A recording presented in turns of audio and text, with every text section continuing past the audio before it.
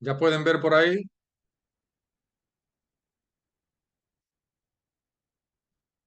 Sí, Ya.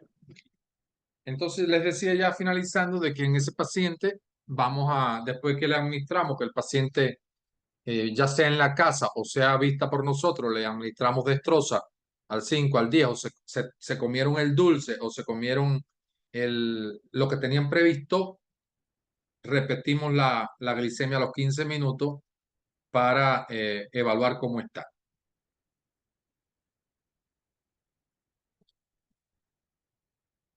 Esto ya yo les pasé un videito hace antier, creo que fue. Ha sido una pregunta que han hecho en el tribunal, que es lo que es el efecto Somogy, el efecto ALBA y el periodo de luna de miel. Esto se ve sobre todo en el diabético tipo 1, cuando le administramos insulina al paciente, por tanto es diabético tipo 1 o en el insulino conveniente tipo 2. El efecto Somogy es que encontramos hipoglicemia en la madrugada, 3 de la mañana, mi paciente en hipoglicemia. Sin embargo, por la mañana amanece hiperglicémico. Entonces, eso me habla del efecto Somogy frecuente visto en los pacientes tipo 1.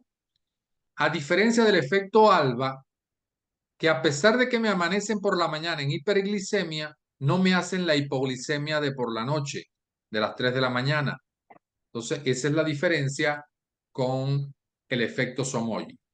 En uno hay hipoglicemia en la madrugada, en el otro no hay hipoglicemia. Los dos tienen hiperglicemia en horario de la mañana. Y el periodo de luna de miel se trata de un periodo, se ve sobre todo en los diabéticos tipo 1, en los primeros 3 a 6 meses que mantienen un control metabólico muy bueno. Sin embargo, a partir de esta etapa, de los 3 a 6 meses, a partir de este momento comienzan las crisis de hiperglicemia. Entonces, ese sería periodo de luna de miel porque hay un periodo en que todo es una bonanza, todo está muy bien. Son tres conceptos que tenemos que revisar. Esto porque tengo un grupo de pacientes que hacen resistencia a la insulina, que son estos pacientes tipo 2 obesos, donde hay una resistencia a la insulina. Tengo factores de riesgo, obesidad, hipertensión, diabetes, sedentarismo, fumadores, factores de riesgo mayores cardiovasculares, donde no logro el control muchas veces de la diabetes. Entonces pienso siempre en resistencia a la insulina y son los que tengo que utilizar tratamientos combinados, porque con la metformina solo casi nunca puedo resolverlo. Entonces le voy a calcular, voy a revisar la insulina basal de mi paciente, le voy a indicar, el laboratorio me lo hace. En ayuno yo necesito tener una insulina basal entre 12 y 24,9, postprandial por debajo de 60, y voy a calcular este índice que se llama índice de OMA, que tiene que ver con resistencia insulínica. El OMA, la fórmula es la glicemia que tiene mi paciente por la insulina que me dio el laboratorio entre 405. Si me da mayor de 2,5, entonces estoy hablando, es decir, de resistencia a la insulina. Sin antecedentes heredofamiliares, dieta y ejercicio; con antecedentes heredofamiliares, la metformina. Es decir, que también es un indicador que se lo pudieran estar lo han preguntado en algún momento, que es el índice de OMA. Es un indicador que se evalúa cuando hay resistencia a la insulina, que tiene su fórmula, glucosa por insulina entre 405, y que tiene un valor de referencia. Que si no hay antecedentes heredofamiliares, sin antecedentes, puede que mi paciente resuelva con dieta y ejercicio, y si no, va a ser aquel paciente que muchas veces necesita la metformina o la metformina combinada. Han hecho esta pregunta: porcentaje de leguminosas en la dieta de un diabético. Entonces, en la dieta de un diabético, recuerden que yo tengo que restringir los carbohidratos, y la ingesta calórica de carbohidratos, según la Asociación Americana de Diabetes, es de un 45 un 60%. Dentro de este porcentaje está bien conocer las leguminosas, que son todas estas habichuelas y frijoles, está bien conocerlas e indicárselas al paciente porque ellas tienen alrededor de 15 gramos de carbohidrato. Entonces, apoyarían bastante el tratamiento de incorporarle lo que necesita el paciente en carbohidratos, dárselo, sustituírselo o dárselo con las leguminosas. Entonces sería muy bueno. Fíjense que dentro de los beneficios, estas leguminosas tienen bajo índice glicémico, ayudan a controlar los niveles, alto en fibra, que lo necesito también, es una buena fuente de proteína.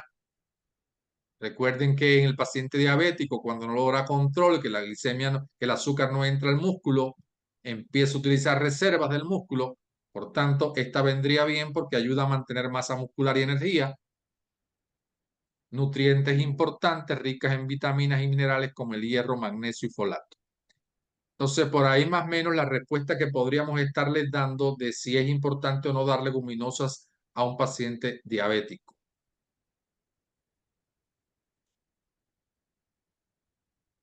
Patogenia de la retinopatía del diabético. Entonces aquí, este esquema resume más o menos esa patogenia. ¿Qué necesito para responder esta pregunta? Que en el esquema, digamos que cuando yo tengo un diabético en hiperglicemia mantenida, hay un estrés oxidativo, y cuando yo digo estrés oxidativo estoy pensando en radicales libres que son superóxidos. Hay una cascada de la inflamación que está activa y hay un sistema renina-angiotensina activado. Con estos tres elementos que son muy generales, ya yo comienzo bien mi respuesta. Es decir, estrés oxidativo con exceso de radicales libres, cascada de la inflamación con mediadores químicos inflamatorios y sistema renina-angiotensina activado, ambos producen disfunción endotelial. Y si hay disfunción endotelial, yo sé que a nivel del endotelio vascular tengo la endotelina y el óxido nítrico. Pero si hay disfunción, la endotelina toma el mando. Y si toma el mando, estoy mirando a Licea ahí, escribiendo. Y si toma el mando, la endotelina, hay vasoconstricción. Y si hay vasoconstricción, estoy comprometiendo ya el daño vascular. Entonces, fíjense cómo esa disfunción endotelial, por un lado, produce un fenómeno isquémico, claro, si tengo un exceso de endotelina, y por otro lado, produce hipertensión, claro, si me está generando vasoconstricción. Ahora, este daño endotelial se le suma un aumento de la permeabilidad vascular. Y ahí viene uno de los mecanismos de control que nosotros conocemos, el del movimiento de los líquidos a través de los capilares. Entonces, si me aumenta la permeabilidad vascular, entonces me produce edema de la mácula a nivel de la retina. Entonces, viene ese otro segundo elemento. Y por último, hay formación, todo el estrés oxidativo que estaba produciéndose y la cascada de la inflamación con sus mediadores químicos también favorecen la formación de nuevos vasos a nivel de retina y esto produce complicaciones a nivel de la retina. Entonces creo que con estos elementos generales que están señalados aquí en violeta, en morado, podríamos defender la pregunta de cuál es la patogenia de la retinopatía diabética. Bueno, la retinopatía diabética es un daño a nivel de la retina que se produce en aquellos pacientes con hiperglicemia sostenida, donde se activa la cascada de la inflamación, hay estrés oxidativo y hay actividad del sistema renina-angiotensina-aldosterona que producen daño endotelial, producen aumento de la permeabilidad vascular y producen neovascularización o neoformación de nuevos vasos. Todo esto, por supuesto, que ayuda a los cambios que se producen a nivel retiniano. Entonces, eso sería una respuesta adecuada para este tema. ¿Cómo clasifico la retinopatía diabética? Bueno, hay algunos grados. Por supuesto que voy a hacerle fondo de ojo a mi paciente y voy a estar viendo, o un retinograma, que también lo tienen los oftalmólogos. Pero yo como médico general puedo tener mi oftalmoscopio y hacer un fondo de ojo y ver ciertas alteraciones. Sin retinopatía, una retinopatía diabética no proliferativa y una retinopatía diabética proliferativa temprana. Y la retinopatía diabética no proliferativa se clasifica en leve, moderada y severa. Y aquí les dejo esa caracterización de estos grados de retinopatía. Pero como mínimo para esta pregunta hay que saberse el nombre, como mínimo. Pie diabético. El pie diabético se define como las alteraciones patológicas que están ocurriendo a nivel de la planta del pie, de la región plantar del pie, alteraciones patológicas en un paciente diabético. Ese es el concepto. Son las alteraciones patológicas que están ocurriendo a nivel de la región plantar del pie del paciente diabético y que se debe a tres causas fundamentales: neuropatía, enfermedad vascular periférica o infecciones. Ese es conceptualmente lo que tenemos que decir. Daño a nivel de la región plantar del pie o de la región plantar del pie de un paciente diabético producto a una neuropatía, a una enfermedad arterial periférica o a una infección. ¿Cómo se clasifica? Grados. Entonces aquí tengo los 5 grados de mi paciente con mal perforante plantar, un grado 0, donde una piel intacta; el grado 1, donde hay una úlcera superficial, afecta discretamente el tejido celular; el grado 2 ya afecta tendón y o cápsula sin ocurrir osteomielitis; el grado 3 hay afectación del hueso con osteomielitis; el grado 4 hay una gangrena que afecta solo la parte de los dedos; y el grado 5 ya ocurre la lesión del pie. Entonces, esto es importante porque nos hacen esta pregunta: concepto y clasificación. Elementos fisiopatológicos a tener en cuenta en el pie diabético. Fisiopatología, que también lo preguntan. Me voy a estos 4 puntos que están bien periféricos y que ya les mencioné el concepto. O tengo una neuropatía que me está produciendo un daño motor sensitivo u autonómico. Eso. O tengo una neuropatía que me está produciendo un daño en las fibras motoras, en las fibras nerviosas motoras, en las fibras nerviosas sensoriales o en las fibras autonómicas. Todo eso a lo largo me va a llevar a la úlcera, a la lesión del pie. O tengo una enfermedad vascular periférica que me está produciendo una pobre nutrición a nivel tisular y me lleva a la úlcera. O me tengo una enfermedad macrovascular, acuérdense las complicaciones microvasculares o macrovasculares, y me está llevando a un fenómeno isquémico y me lleva a la úlcera. O hay un traumatismo y de forma mecánica hay una cascada de inflamación con liberación de mediadores químicos y térmicos que me llevan a la úlcera. Entonces, está en función de los 3 elementos que decíamos en el concepto y le vamos a añadir el tema de traumatismo. Ese sería el enfoque fisiopatológico de un paciente con un pie diabético. Nefropatía diabética.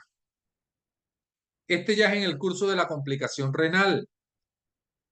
Entonces ocurre en un 20 o 40% de los casos el daño renal en un paciente diabético y quizás un poco más, y que se manifiesta conceptualmente como el daño renal en el curso de un paciente diabético, pero que aparece cuando hay una microalbuminuria. Hay albuminuria, hay una excreción urinaria de albúmina mayor de 30 miligramos diarios o una creatinina mayor de 30 miligramos por gramo de forma mantenida. Y esto claro que se va a asociar a la tasa de filtrado glomerular que conocemos los grados. La nefropatía del diabético tiene 5 estadios que se corresponden también más o menos con la clasificación que conocemos de enfermedad renal crónica. Un primer estadio de hiperfunción renal, un segundo estadio de lesión glomerular sin enfermedad clínica, un tercer estadio de nefropatía incipiente, nefropatía establecida, insuficiencia renal terminal. Es decir, que estos estadios se corresponden también con los estadios de la enfermedad renal crónica. Que recuerden que habíamos dicho que en su concepto de enfermedad renal crónica, uno de los criterios era que estuviera mantenido el daño por más de 3 meses. En la neuropatía del diabético hay una clasificación. La neuropatía del diabético es el daño de los nervios periféricos. Y hay una clasificación, la neuropatía periférica distal simétrica, sobre todo los pies. Neuropatía periférica quiere decir que es lejos, distal que es lejos, y simétrica que son los dos pies. Las formas focales que son localizadas en determinados lugares, como a nivel de los pares craneales, o una neuropatía tóraco-abdominal, o una neuropatía por atrapamiento en cualquier zona. Atrapamiento quiere decir que la lesión inflamatoria del nervio periférico, como habíamos visto en el pie diabético, la lesión inflamatoria el nervio queda atrapado en esa zona. Y entonces eso da manifestaciones a ese nivel. La neuropatía proximal amiotrófica diabética, que es cuando afecta las articulaciones, sobre todo, o las zonas, articulaciones no, cuando afecta las zonas proximales, y estoy pensando en cadera, y la neuropatía diabética autonómica cuando afecta las vísceras, sobre todo la vejiga neurogénica, la gastropatía diabética. Entonces, 4 formas clínicas que sus nombres hay que sabérselo y lo que significan también debemos de conocerlo. Vamos a hablar un poquito de cetoacidosis.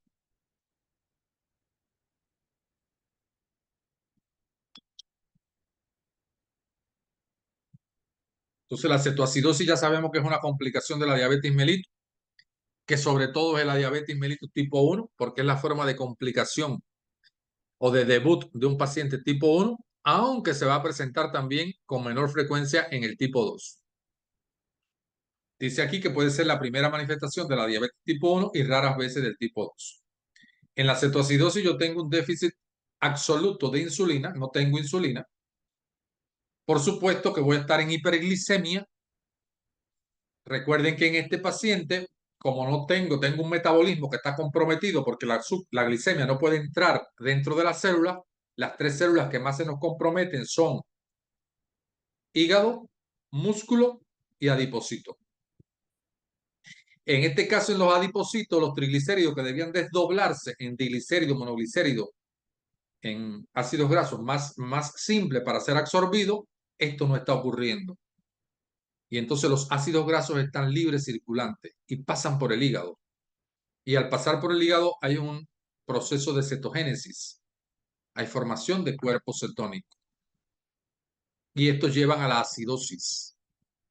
Entonces, en cetoacidosis eso es lo que quiere decir, es la formación de cuerpos cetónicos con acidosis metabólica. Ella se clasifica, hay 3 grupos, leve, moderada y grave, que está en función del pH y está en función del bicarbonato. Y les dejo los valores. Hay una triada bioquímica que dice de cuando estoy cetoacidótico, que tiene que ver con glucosa mayor de 250, pH menor de 730, bicarbonato menor de 15, ¿verdad? Y estoy en cetosis, es decir, tengo cuerpos cetónicos en sangre, cuerpos cetónicos en orina. Dice aquí que las principales complicaciones de la cetoacidosis, la acidosis láctica, la trombosis arterial y las alteraciones hidroelectrolíticas con edema cerebral. ¿Cómo se presenta clínicamente este paciente? Este paciente viene con manifestaciones digestivas muchas veces, náuseas, vómitos.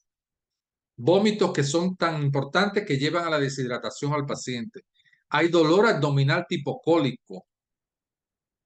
Puede tener disnea del tipo de Kussmaul, ¿verdad? Y puede tener o no alteración de conciencia, pero el cetoacidótico generalmente no hay alteraciones de conciencia.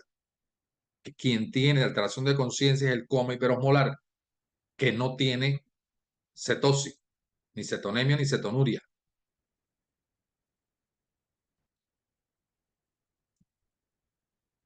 Entonces, ya yo sé que la cetoacidosis diabética es un problema en el metabolismo de los ácidos grasos porque no pude hacerlo bien a nivel del adipocito y que a nivel hepático hubo cetogénesis y aumentaron la formación de cuerpos cetónicos, ¿verdad?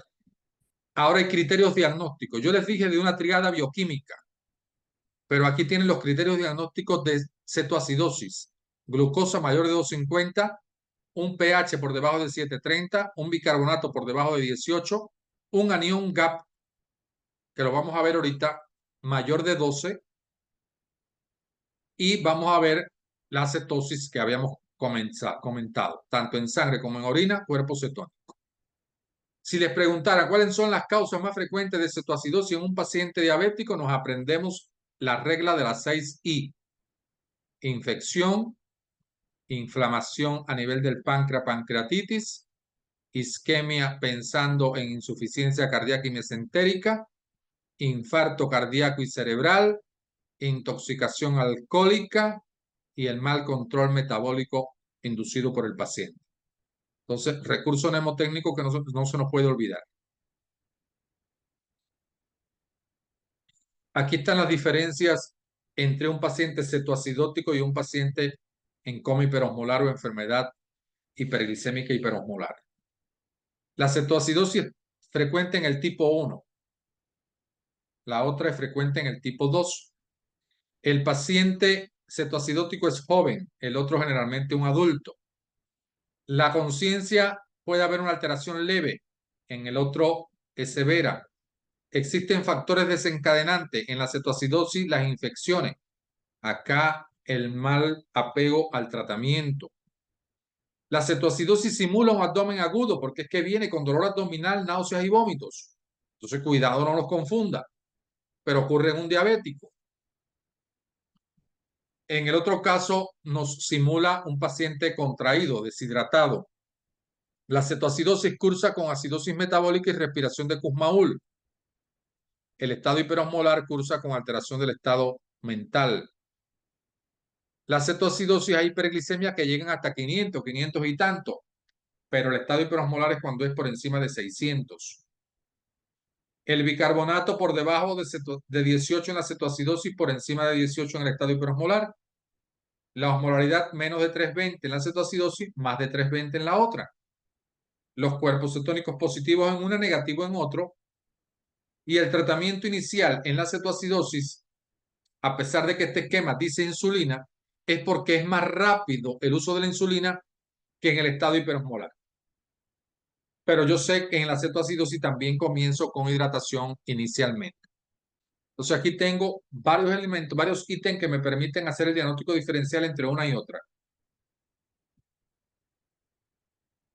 Tratamiento de la cetoacidosis. Primero comienzo a reponer volumen con solución salina fisiológica al 0,9%. Un bolo, 1 litro, 1000 mililitros de solución salina. A los 30 o 60 minutos evalúo mi paciente. Sigue contraído. No resuelve. La glicemia sigue alta. Mantengo la hidratación. Siempre y cuando mi paciente no sea un cardiópata o un renal, que tengo que tener su cuidado. Tengo que ver cómo está el cloro. No vaya a ser que le esté pasando mucha solución salina y yo sé que solución salina es clorosodio. Entonces tengo que valorar el sodio y el cloro. Segundo pilar de tratamiento. Comienzo con insulina. Y la insulina yo sé que tengo que evaluar el potasio. Porque no puedo iniciar insulina si el potasio está por debajo de 3,5. ¿Por qué? Porque la insulina, cuando yo pongo insulina, lo que hace es llevarme el potasio del vaso sanguíneo a la célula. Es decir, que la insulina participa en llevar, normalmente ella en mi cuerpo está produciendo de que el potasio me lo lleva del espacio vascular al espacio intracelular. Entonces, si yo le pongo a un paciente que tiene un potasio por debajo de 3,5, le pongo insulina, le estoy sacando el poquito de potasio que estaba en el vaso, se lo estoy metiendo a la célula y lo estoy llevando a una hipopotasemia. Y ya sabemos que la hipopotasemia es grave, que produce arritmia y produce paro. Entonces, inicio con insulina siempre y cuando el potasio esté por encima de 3,5, que no haya riesgo de hipopotasemia, y la insulina es a 0,1 unidad por kilo, ¿verdad? 0,1 unidad por kilo por hora. Entonces, le calculo según los pesos del paciente, le paso la cantidad que tenga mi paciente en dependencia del paciente. En muchas ocasiones, Cuando ya yo he puesto una o dos dosis por hora y tengo que seguir manejándolo con insulina, preparo una infusión, muchas veces en la segunda vez, preparo una infusión para 4 horas. Y digo, si en una hora le tocan 8 unidades, en 4 horas le tocan 32. Entonces preparo una infusión de 32 unidades de insulina en solución salina para 4 horas y lo manejo en bomba de infusión. Entonces, así mantendría mi paciente el uso de la insulina, siempre y cuando pueda ser utilizado por el potasio mayor de 3,5. Si mi paciente estuviera en hipopotasemia, tengo que manejarlo con cloruro de potasio o gluconato de potasio. Y aquí les dejo cómo vamos a manejar el potasio. Mi paciente, recordemos que también cuando yo estoy administrando la hidratación, estoy administrando la insulina, voy a estar mirando también qué está pasando, no solo con la glucosa, sino qué está pasando con mi bicarbonato y qué está pasando con mi anión GAP. Entonces, eso yo voy a estar explicando cómo vamos a hacer la reposición y el análisis del bicarbonato y del anión GAP, pero quiero dejarle dicho de que cuando estoy pasando hidratación, cuando estoy poniendo insulina, estoy vigilando potasio, estoy vigilando bicarbonato, estoy vigilando anión GAP, porque necesito que eso vaya regularizándose a sus valores normales. Cuando me estoy acercando a los valores normales de glucosa, yo voy, y esto significa por debajo de 200, no puedo esperar estar en 126.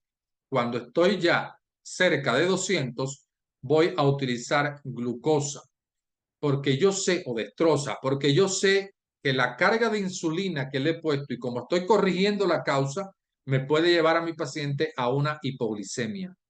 Y no lo quiero tampoco porque es grave. Entonces, como tercer pilar, administrar glucosa para evitar hipoglicemia, destroza el 5%. Y aquí les dejo cómo los vamos a utilizar y el manejo de la insulina en dependencia de mi paciente. Voy a ir de a poco reduciendo la infusión de insulina. Fíjense que ya aquí comienzo a 0,05 unidades por kilo por hora hasta resolver la cetoacidosis. ¿Cuándo yo voy a decir que he resuelto la cetoacidosis? Cuando la glucosa esté por debajo de 200, cuando el bicarbonato esté mayor a 18 y cuando el pH esté mayor de 735, de 730. Entonces, criterios para yo plantear y eliminar ya la bomba de infusión de insulina y pasar a glucosa.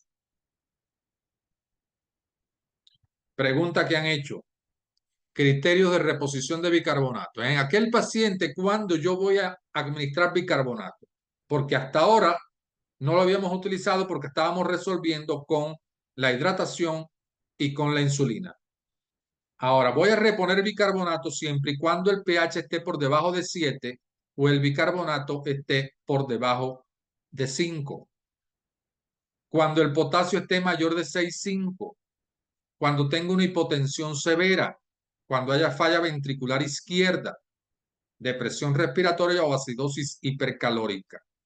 Es decir, que en estas condiciones yo repongo potasio, yo repongo bicarbonato. Si no, lo seguimos manejando con insulina e hidratación. ¿Cómo vamos a administrar el bicarbonato? El bicarbonato viene en unas ámpulas que traen 20 mililitros, 8,4% y tienen 20,16 milosmoles por cada mililitro. Por tanto, yo sé que un mililitro, si 20 cc, el ámpula de 20 cc y trae 20.000 equivalentes, por cada mililitro hay un milimol de bicarbonato.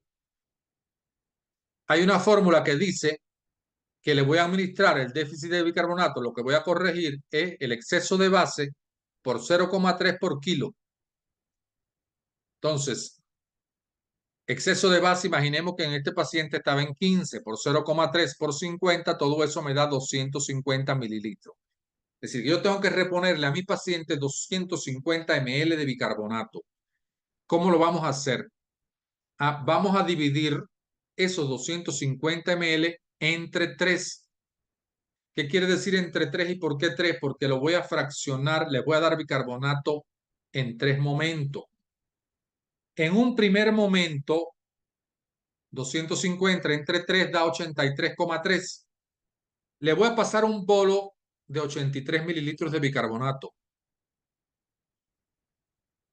A la hora, en la segunda hora, le voy a preparar 83 ml para 6 horas.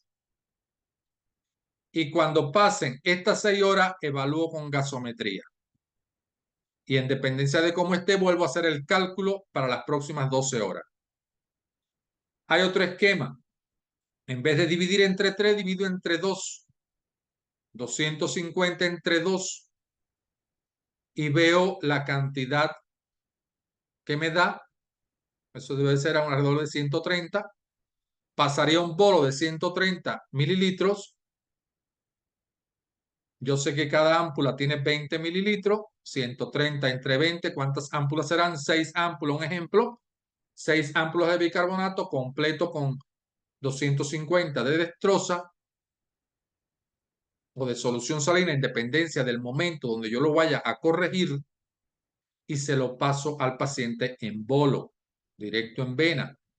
Y la otra mitad para las otras 6 horas, este lo estaba haciendo en 2 pasos nada más, para las próximas 6 horas, y luego hago gasometría y ionograma.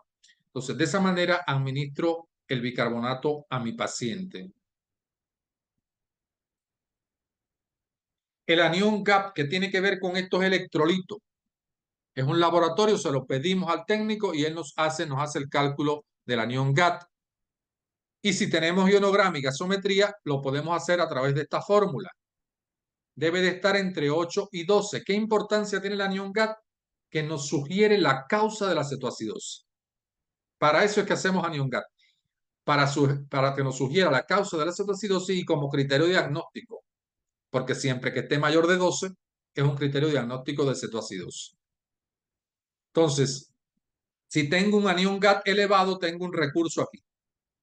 Aquí están las principales causas donde la cetoacidosis, que es de lo que estamos hablando, está incluida con anión GAT elevado. La cetoacidosis es una de las causas que nos dan hiperglicemia con anión GAT aumentado. Y con anión GAT disminuido o normal, con anión GAT normal, estoy pensando en estas otras causas, que no es el tema que nos está ocupando ahora, porque el nuestro en cetoacidosis siempre cursa con anión GAT aumentado. Pero era uno de los criterios que teníamos para el diagnóstico. Y por último, definición de cetosis.